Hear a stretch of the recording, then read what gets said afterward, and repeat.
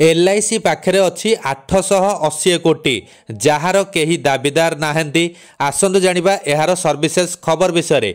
भारतीय जीवन बीमा निगम 2023-24 आर्थिक वर्ष पई अनक्लेम्ड राशि तथा जार केही दाबीदार नाहंती एक आश्चर्यजनक चित्र उपस्थापन करिछि।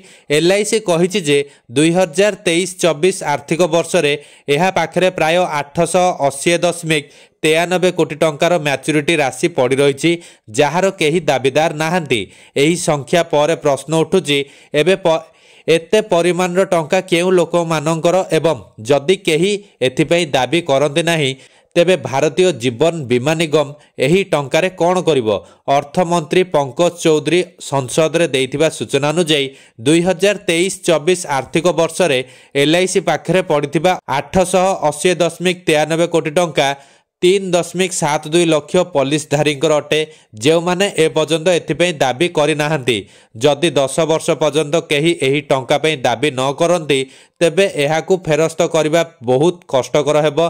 जदि 10 वर्ष पर्यंत एही राशि दाबी न करा जाय तेबे एही राशि वरिष्ठ नागरिकों कल्याण पांठी को ट्रांसफर करा जाय। एही पांठी को वरिष्ठ नागरिकों कल्याण पई व्यवहृत हुए। भारतीय बीमा नियामक एवं विकास प्राधिकरण तथा IRDAI समस्त बीमा कंपनी को सेमानंको वेबसाइट रे 1000 टंका किंबा ताठारु अधिक टंकार अणदाबी परिमाण प्रदर्शन करने को बाध्यतामूलक करिछि।